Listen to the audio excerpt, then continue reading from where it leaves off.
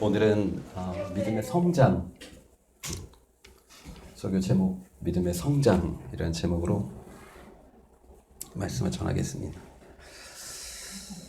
여러분 키가 어떻게 되세요?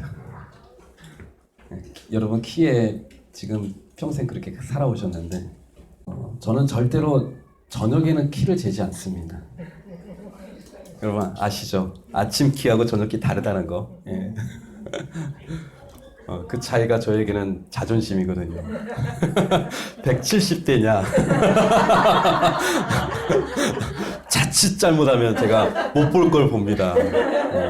깜짝 놀라요. 제가 초등학교 때는 키가 컸어요. 중1 때 키번호가 중1 때 제 키번호가 50번이었어요. 그때 60명이었잖아요. 60명. 중2 때 47번. 중3 때 30번, 고1 때 12번. 그 다음은 내가 얘기를 안 하고 싶어. 예. 근데 믿음에도 키가 있잖아요. 근데 너무나 감사한 건 믿음의 키는 계속 클 수 있다는 거예요. 물론 신체의 키는 아쉽지만, 근데 믿음의 키는 계속해서 자라갈 수 있는 거잖아요. 지금 현재 키가, 제 믿음의 키가 제 마지막 믿음의 키는 아닐 거라고 저는 생각합니다. 그래서 믿음의 키만큼은 절대로 밀리지 말아야 되겠다. 내 친구들 사이에서. 목사님들 지금 4명이서 성경 공부하는데 그 중에 제가 키가 제일 작더라고요. 근데 내가 믿음의 키만큼은 내가 절대 밀리지 않겠다. 왜요? 하나님은 겉사람보다 속사람을 더 중요하게 생각하기 때문에. 믿음이 성장하는 데 있어서 중요한 게 있더라고요. 몇 가지 중요한 게 있는데 하나님은 그것을 통해서 믿음의 키를 키우시더라고요. 첫 번째, 고난. 믿음의 사람들은 다 고난을 통해서 믿음이 성장하더라고요. 어떤 사람은 고난을 만나면 무너져요. 어떤 사람은 고난을 통해서 성장하고 깨달아요. 자기의 연약함과 자신의 한계를 깨닫고 내가 무엇을 붙들어야 될지, 내가 무엇을 신뢰하고 무엇을 의지해야 될지 깨닫게 되더라고요. 예수를 믿든 안 믿든 고난이 사람을 만들어 가더라고요. 믿음도 마찬가지더라고요. 그래서 여러분들은 어떤 고난을 통해서 믿음이 성장하셨나요? 저는 영적인 침체라는 게 있어요. 영적 침체. 영적인 어두운 밤을 지낼 때가 있어요. 성경을 읽어도 깨달음이 없고 기도해도 메마르고 찬양하고 예배해도 하나님 멀리 느껴지고 너무나 답답하고 너무나 기운 빠지고 너무나 힘든 그 시기들을 하나님이 믿음의 사람들에게 허락하신다는 거예요. 왜요? 그것을 통해서 무엇이 진리이고 무엇이 생명인지를 깨달으라고. 영적 침체를 통과한 사람이 있고요. 영적 침체 속에서 무너진 사람들이 있습니다. 교회 안에. 영적 침체를 통과한 사람은 생기 있는 신앙생활을 해요. 기쁨과 헌신과 감사의 생활을 해요. 근데 영적 침체에서 그냥 타협해버린 사람은 그냥 형식적인 종교 생활을 해버려요. 예배는 드려요. 헌금은 해요. 봉사도 해요. 근데 마음속에 진짜 하나님을 향한 사랑이 없고 감사가 없고 기쁨이 없어요. 바리새인처럼. 그의 행함은 뛰어나요. 근데 그 마음속에 하나님의 사랑이 없어요. 기쁨이 없는 거예요. 근데 고난을 통해서 하나님이 사람을 세워가시더라고요. 믿음이 성장하는 데 중요한 게 있는데 두 번째는 체험이에요. 체험이 있어야 되겠더라고요. 체험. 아주 신비로운 체험을 말하는 것이 아니라요. 무슨 체험이냐면 말씀 체험이에요. 말씀 체험. 내가 하나님의 말씀을 순종해 봤더니 하나님께서 이런 힘을 주시고 이런 피할 길을 주시고 이런 도움의 사람들의 손길을 주셨다라는 체험이에요. 체험. 말씀 체험이에요. 기도 체험이에요. 기도 체험. 내가 어려움 속에서 내 기도를 했는데 내 마음에 평안을 주시고 내 마음에 피할 길을 주시고 내 마음에 돕는 은혜를 때를 따라 돕는 은혜를 베풀어 주시는 그 하나님의 은혜를 체험하는 거예요. 내가 상상할 수 없었던 그 길로 하나님께서 문을 열어주시는 것을 체험하는 거예요. 눈에 보이지 않는 하나님을 어떤 수로 체험하겠어요? 말씀과 기도예요. 여러분, 예배 체험이에요. 예배 체험. 여러분, 예배를 체험하고 계시나요? 예배의 본질은요, 하나님과 만남입니다. 하나님 만남 없는 예배는요, 능력이 없는 거예요.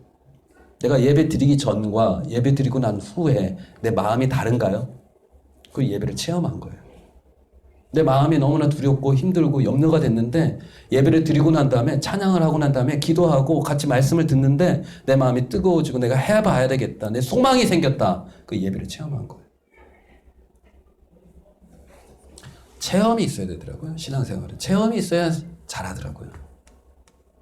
감사노트 쓰잖아요. 우리 감사노트 쓰는데 어떤 분은 감사노트를 다른 사람에게 선물을 해주더라고요. 선물해 주신 적 있죠. 근데 선물을 해 주시는 것도 다르더라고요. 어떤 분은 이렇게 말을 하면서 줘요.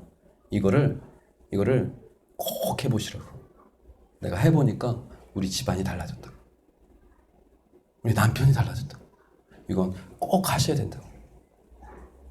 어떤 분은 이렇게 얘기해요. 그냥 이거 좋은 건데 기회가 있으면 꼭 한번 해보시라고. 어떤 게 좀 차이가 느껴지나요? 체험이 있는 사람하고 체험이 없는 사람하고 그것을 권하는 말이 달라진다는 거예요. 체험은 강력한 힘이 있어요. 세 번째는 믿음이 성장하는 데 있어서 세 번째 제일 중요한 거예요. 이건 저는 너무나 절실히 느끼는 건데 만남이에요. 만남. 저는 만남을 통해서 믿음이 많이 성장했어요. 하나님이 주신 특별한 만남들이 있어요. 근데 내가 좋아하는 스타일의 만남도 있고요. 내가 정말 나하고는 안 맞는 사람인데 그 사람하고 같이 교제하고 같이 사역을 하면서 내가 깨어지고 성장을 했던 경우도 있어요. 한나에게는 분인나라는 여자가 있었잖아요. 자기를 괴롭히는. 자기를 심히 괴롭게 했던. 근데 그것 때문에 기도의 자리에 나가잖아요. 그렇죠? 다윗에게는 요나단이라는 좋은 친구가 있었어요. 그것 때문에 고난 속에서도 소망을 붙들고 함께 나아가는 거죠. 믿음이 성장하는 데 있어서 참 이렇게 세 가지가 참 중요해요. 고난, 체험, 말씀 체험, 기도 체험, 그리고 만남. 근데 결국 이거 하나로 묶으면 뭐냐면요. 훈련입니다. 훈련. 믿음은 절대로 저절로 자라지 않아요. 그냥 놔두면 사람의 본성은 죄로 흘러가요. 근데 이것을 끝까지 붙들고 내 자신을 세워나갈 때 믿음이 성장하는 겁니다. 믿음은 절대로 노력 없이 성장하지 않아요. 여러분, 믿음 좋은 사람 만나보셨어요? 교회 생활하면 믿음 좋은 사람들 참 많이 만나게 되는데 믿음 좋다는 걸 어떻게 알 수 있어요? 말하는 걸 들어보면 알 수 있어요. 말과 행동이죠, 사실은. 말과 행동을 통해서 그 사람이 믿음을 보게 되는 겁니다. 오랫동안 교회를 다녀요. 그리고 교회를 다니기 시작했어요. 그러면 제일 먼저 변화되는 게 뭐냐면 말이 변화가 되는 겁니다. 말이 옛날에는 원망과 불평을 많이 하고 걱정, 근심이 많은 사람들의 말이 있어요. 네. 근데 예수를 만나고 나면 예수님을 믿게 되면 그 말이 달라지더라고요. 근데 사실 말이라는 것은 내 마음속에 있는 것에 대한 표현이기 때문에 사실은 내 마음이 달라지는 거죠. 그래서 막 감사하는 말이, 긍정적인 말, 우리 할 수 있어, 우리 해보자. 괜찮아. 오늘 실수했어도 괜찮아. 오늘 못했어도 괜찮아. 하나님 우리 찬양 다 받으셔. 실력 없어도 괜찮아. 긍정의 말, 축복의 말, 격려의 말, 칭찬하는 말. 말이 달라진다니까요. 칭찬하는 말. 저는요, 하루 종일 누구하고 같이 있고 싶냐면, 진짜 그런 날이 있을지는 모르겠지만, 하루 종일 나를 칭찬해주는 사람하고 같이 있고 싶어요. 네? 그런 사람이 있을까? 네? 남자들은요, 자기를 칭찬해주는 사람을 위해서 목숨을 겁니다. 제일 불행한 사람은 집에서 칭찬 못 받는 사람. 남자들은요, 칭찬을 먹어야 돼요. 칭찬을 먹지 않으면 살 수 없는 존재인데, 남자들이요, 딴 생각을 품잖아요. 이유는 딱 하나예요. 나를 알아주는 사람이 거기에 있는 거예요. 술집 여자가 내 존재를 인정해주면 그곳에 마음이 끌리게 돼 있는 거예요. 네. 그걸 아십시오. 네. 그걸 아십시오. 사실 칭찬만 잘해줘도요, 네. 가정이 화목합니다. 가정의 회복의 역사가 일어납니다. 네. 근데 우리 그러잖아요. 칭찬할 게 있어야 칭찬하자. 네. 칭찬할 짓을 해야 칭찬하자. 네. 근데 믿음이 좋은 사람은 칭찬할 걸 찾아내요. 네. 그리고 자기를 부인하고 칭찬을 해줘요. 네. 사람을 세우는 거니까. 사람을 세울 수 있는 게 칭찬이니까. 믿음이 좋은 사람은 어떻게 하냐. 말을 하는 걸 보면 아는 겁니다. 네. 긍정적인 말, 할 수 있다는 말. 믿음이 좋은 사람은 어떤 사람이냐. 결국은 사랑해요. 오늘 본문의 말씀 보면요. 오늘 본문의 말씀 보면 복잡한데, 그러므로 너희가 더욱 힘써야 될 게 있다. 그게 뭐냐면 믿음의 덕을. 처음 시작이 뭐냐는 거예요. 믿음으로 시작하는 거예요. 신앙생활 믿음으로, 믿음의 덕을, 덕의 지식을, 지식의 절제를, 절제 인내를, 인내 경건을, 경건의 형제 우애를, 형제 우애 마지막에 뭐예요? 사랑까지 가야 된다는 거예요. 우리 믿음의 우리 신앙의 시작은 믿음인데 끝은 어디다? 완성은 어디다? 사랑이라는 거예요. 사랑이라는 거예요. 그러니까 요한복음을 잘 읽어보면요. 요한복음 처음에 예수님의 핵심은 뭐냐면 제자들로 하여금 믿게 하는 거예요. 내가 누구인지. 나의 말에 생명이 있음을 믿게 하는 거예요. 믿게 하는 것에 대한 중심이 있어요. 기적을 베풀고 놀라운 역사를 베푸는데 그것은 다 믿게 하려고. 근데 끝은 뭐예요? 예수님이 베드로에게 마지막 던진 질문이 뭐예요? 네가 나를 사랑하느냐? 결국 믿음의 완성은 사랑이라는 거예요. 그 예수님의 사랑을 품은 자들이 사도행전의 역사를 써나가는 겁니다. 그러니까 믿음의 완성은 사랑이라는 거예요. 사랑. 제가 큐티 메시지 때 권사님의 얘기를 드렸는데 갑자기 생각이 나더라고요. 오늘 아침에도 또 생각이 나는데 그 권사님 참 훌륭한 권사님이신데 아픔이 있잖아요. 오래전에 남편이 외도하고 집을 떠났어요. 버림받은 아픔이죠. 근데 노년에 그분이 다시 온 거예요. 오겠다는 거예요. 고민이 되잖아요. 근데 그분은 기도를 하시더라고요. 기도를 하시고 목사님 받아주기로 했어요. 그렇게 상처를 줬던 사람이 자식들을 버리고 떠난 남편인데 늙고 힘없어지고 병드니까 찾아왔는데 권사님이 하는 얘기가 그래요. 간단해요. 저는 더 큰 사랑을 받았는 걸요. 예수님의 사랑 때문이죠. 그리고 그 영혼이 불쌍해서 어떻게 해요. 그리고 사실 우리 자녀들이 아빠를 너무 미워해요. 근데 그게 제 책임인 것 같아요. 제가 오랫동안 제 남편을 미워하고 저주했거든요. 근데 그게 우리 두 딸에게 간 것 같아요. 목사님 기도해 주세요. 우리 딸들도 아빠하고 화해할 수 있도록 기도해 주세요. 그렇게 말씀을 하시는 권사님 얼굴을 보는데 눈물이 이렇게 글썽한데 그분의 얼굴에 진짜 예수님의 마음이 있더라고요. 진짜 사랑이구나. 진짜 사랑이구나. 믿음 좋은지 어떻게 알아요? 그 사람 마음속에 예수님의 사랑이 있으면 믿음이 좋은 거예요. 우리는 사랑할 수 없는 존재거든요. 우리가 어떻게 사랑을 해요? 말도 안 되는 거죠. 내 아내를 사랑하고 남편을 사랑하고 자식은 좀 사랑할 만하지만 그래서 우리에게 필요한 건 자기 부인이에요. 자기 부인. 자기를 부인하고 나를 따르라. 나의 뜻과 하나님의 뜻이 달라요. 충돌이 돼요. 그게 신앙생활이에요. 하나님의 뜻은 알겠어요. 근데 나는 그렇게 하기 싫은 거예요. 나의 뜻을 꺾고 하나님의 뜻을 취하는 것이 신앙생활이에요.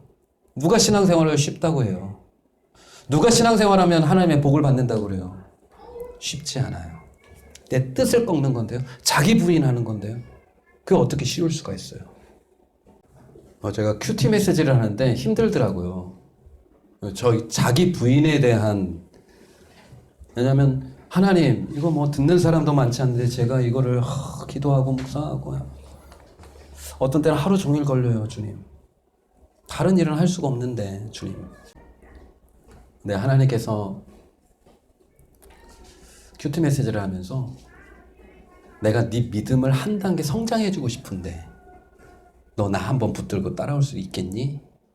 그런 마음을 계속 주셨는데, 하나님께서 철야기도 40일 철야기도 한 목사님의 얘기를 듣게 한 다음에 하나님이 저에게 그렇게 말씀하신 거예요. 너도 좀 철야기도 좀 할 수 없겠냐? 주님 못합니다. 저는 금식은 해도 철야는 못합니다. 금식은 배고픔이잖아요. 철야는 뭐냐면요, 피곤함이에요. 졸음과 싸워야 되네요. 피곤함이거든요. 저는 하나님, 전 피곤함은 못 견디겠습니다. 배고픔은 제가 10일 동안 금식은 했어도 제가 40일 철야는 못 하겠습니다. 그랬더니 하나님이 뭐라고 말씀하시냐면, 야, 너 어렸을 때 너희 교회 권사님들은 다 철야했어. 생각해봐. 아, 진짜 그러더라고요. 밤늦게 권사님들이 다 하나 둘씩 교회에 모이는 거예요. 그리고 새벽 기도할 때까지 그렇게 기도하는 거예요. 찬양하고 기도하고 같이 말씀 읽고 통독하고 다 그렇게 신앙생활 했. 근데 그게 막 생각나는 거예요. 그 권사님들 얼굴하고 찬양 소리 밖에서 들리는 거 하면 생각이 나는 거예요. 그리고 너 금식 기도 처음에 할 때 뭐 10일까지 그렇게 잘하지 못했어. 처음에 너 서툴었어. 네가 철야기도 한번 할 수 있는 만큼 네가 한번 해봐. 제가 기도를 이제 화요일부터 시작을 했는데요. 저는 이제 주제는 딱 하나예요. 하나님의 불을 내려주십시오. 근데요, 첫날부터 놀라운 역사가 일어난 겁니다. 교회에 딱 들어왔는데 교회에 하나님의 임재를 상징하는 흰 연기가 가득히 채워지는, 청소를 하고 뭘 올려놓고 제가 깜빡했는데 그게 막 타가지고 연기가 꽉 찬 거예요. 큰일 났죠. 제가 큰 실수할 뻔했어요. 근데 제가 놀랐어요. 와, 하나님께서 내가 불을 찾고 불을 위해서 기도하는데 하나님께 이렇게 보여주시니까, 다른 사람들은 비웃을지 몰라도 저는 뭔가 이렇게 예사롭지가 않은 거예요. 하나님 뭔가 하시려나? 나의 작은 결단과 헌신 속에 하나님이 뭔가 일을 하시려나? 그런 기대감이. 우리는 다요, 다윗과 같은 명성을 얻고 싶어요. 마음이 합한 자라. 근데 그런 칭찬을 받고 싶어요. 근데 다윗처럼 헌신하려고 하지 않아요. 훈련받지 않아요. 나는 아브라함이 하나님께서 주신 그 축복을 다 사모해요. 근데 아브라함이 걸어갔던 그 믿음의 길을 걸어가려고 하지 않아요. 우리는 그냥 육신의 편안함을 제일 먼저 추구하면서 살아가는 게 아닌가. 내 마음이 힘들고 기쁨이 없고 감사가 없고 예배가 형식적으로 흐르고 있다면 지금 믿음의 한 단계를 지금 올라서야 될 때예요. 지금이 중요한 갈림길이 있다고 생각하시면 돼요. 한 단계 뻗어가냐, 그냥 이대로 내 인생, 믿음의 인생을 그냥 마무리 짓느냐. 제가 기도를 하는데 하나님의 애통하는 마음을 많이 주더라고요. 그리고 큰일 날 뻔했다. 내 믿음을 이 정도로 생각하고, 저는 그렇게 생각했어요. 하나님, 저에게 맡겨주신 영혼 너무나 귀하고 한 분 한 분 너무 소중합니다. 제가 하나님 주신 은혜에 감사하면서 이 분만 잘 섬기고 목회를 해도 그냥 이게 다 하나님의 은혜입니다. 저는 이게 하나님 앞에 드렸던 겸손의 기도인 줄 알았는데 하나님은 그 기도를 너무나 싫어했어요. 아니야. 나는 너를 구원한 목적이 단순히 그 일이 아니야. 더 크다고. 이 교회를 향한 꿈이 더 있다고. 네가 왜 네 스스로의 능력으로 제한하려고 해? 한마디로 큰일 날 뻔했다. 내가 이 믿음으로 내 인생을 끝낼 뻔했다. 마칠 뻔했구나. 하나님은 한 단계 뚫고 더 날아오르기를 원하고 더 깊어지기를 원하는데 내 스스로 내 자신을 꺾은 거예요. 더 큰 믿음을 구해라. 더 큰 믿음을 구해라. 필사적으로 기도해라. 하나님은 뜨겁지도 않고 미지근한 신앙을 가장 싫어하십니다. 하나님은 간절함이 없는 기도를 하나님은 외면하신다. 쳐다보지도 않으신대. 그 거룩하시고 높으신 분이 간절함이 없는, 성경에 예수님의 놀라운 표적과 기적을 만난 사람들은 다 한결같이 간절함이 있었어요. 믿음에 대한 열정이 있었어요. 그 불이죠, 불. 하나님께서는 저에게 주고 싶어 하는 것 딱 하나, 불. 그 불은 뭐냐면 믿음의 열정이에요. 믿음의 열정. 네 인생 진짜 이것으로 끝내도 괜찮아? 아직도 복음을 들어보지 못한 사람이 이 동네에 많은데, 아직도 하나님의 임재를 체험하지 못한 채 살아가는 믿음의 성도들이 많은데, 이것으로 네 인생, 네 목회 끝났으면 좋겠어? 아직도 예수님을 거부하고 있는 너희 남편들이 있는데, 네 인생, 네 이것으로 끝냈으면 좋겠어? 하나님 앞으로 단 한 발자국도 믿음의 길을 가지 않는 너희 자녀들이 시퍼렇게 눈을 뜨고 있는데, 너 이대로 네 인생을 마무리하고 싶어? 우리의 믿음이요, 나아질 기미가 안 보여요. 우리 믿음이 어떻게 나아지겠어요? 뭘로 나아지겠어요? 깨뜨려야죠. 박살내야 돼요. 우리가 믿음이 자라야 하는 이유는요, 여러 가지가 있습니다. 믿음이 성장하지 않는 사람은 볼 수 없는 영역이 있어요. 믿음이 성장해 보이는 게 있어요. 하나님의 나라, 하나님의 뜻, 하나님의 사명. 무엇이 진짜 더 가치 있는 것인가? 믿음이 성장해야만 보이는 게 있어요. 땅의 것만 바라보며 살아가는 제가 어떻게 하늘의 것을 이해하고 하늘의 것을 볼 수가 있어요? 우리가 믿음이 성장해야 되는 것은요, 여러 가지 이유가 있는데, 분별력은 지혜잖아요. 때에 대한 분별력, 지금이 무슨 때인지를 분별할 수 있어요. 믿음이 성장해야 분별할 수 있는 겁니다. 네. 무엇이 옳은 건지, 무엇이 먼 미래를 볼 때 나에게 진짜 유익한 건지 분별할 수 있는 능력이 믿음에 성장해야 그 분별력을 갖게 된다는 거예요. 고난을 이겨내는 능력, 고난을 이겨내는 힘이요, 믿음을 통해서 일어납니다. 결국 우리가 믿음이 성장해야 되는 이유는 뭐냐면 열매입니다. 열매. 하나님은 구원이 목적이 아니에요. 우리 인생에 천국 가는 게 목적이 아니라고요. 천국이 목적이면 바로 죽어야 되죠. 왜 이 땅을 살아가야 돼? 이 땅을 살아가는 목적이 있는 거예요. 그 목적은 뭐예요? 열매인 겁니다. 열매. 하나님께 드릴 열매. 열매 없이 천국에 간 사람처럼 비참한 사람이 없는 줄 아십시오. 내가 너에게 부탁한 그 사명, 너 그거 어떻게 하고 올라왔니? 너 그거 어떻게 하고 너 여기 천국에 온 거니? 나는 예수 그리스도를 십자가에 못 박았는데, 너는 그 핏값으로 너의 인생을 구원했는데, 너는 무엇을 했니? 나에게 가져올 열매가 무엇이니? 결국 중요한 건, 우리가 믿음이 성장해야 되는 가장 중요한 이유는 뭐냐면 영향력이에요. 영향력. 결국 내가 기도를 해도, 내가 말씀을 깨달아도, 내가 예배를 들어도 나의 심령이 변화되고, 그래서 내 옆에 있는 사람에게 그 은혜가 흘러가게 하는 겁니다. 생명이 흘러가게 하는 겁니다.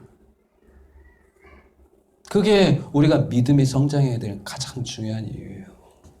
자기에 맡겨진 삶에 헌신을 하는 겁니다. 뭐 하라고요? 흘려보내라고. 하나님이 주신 그 축복, 은혜를 흘려보내라고. 성장하지 않는 사람은 흘려보낼 게 없는 겁니다. 하나님이 저에게 이제 간절한 애통하는 마음을 주시더라고요. 이대로는 안 된다. 이대로 맞춰서는 안 된다. 이렇게 끝내서는 안 된다. 30살 정도 되는 알코올 중독자가 있어요. 부모님을 막 패요. 자살 시도도 2-3번 했어요. 그 사람이 교회에 왔어요. 그 사람 변화될까요? 그 청년이 변화가 된 거. 근데 2, 3년 동안 경찰서 끌려다니고 싸대기 맞고 술 취하니까 뭐 목사도 없어요. 막 뺨 때려. 또 가서 성경 공부시키고 부모도 포기한 그 영혼을 품고 3년 동안 기도했더니 변화가 된 거예요. 변화가 된 거예요. 누구를 만나느냐에 따라서 다릅니다. 내 남편이 누구를 만나느냐에 따라서 달라질 수 있어요.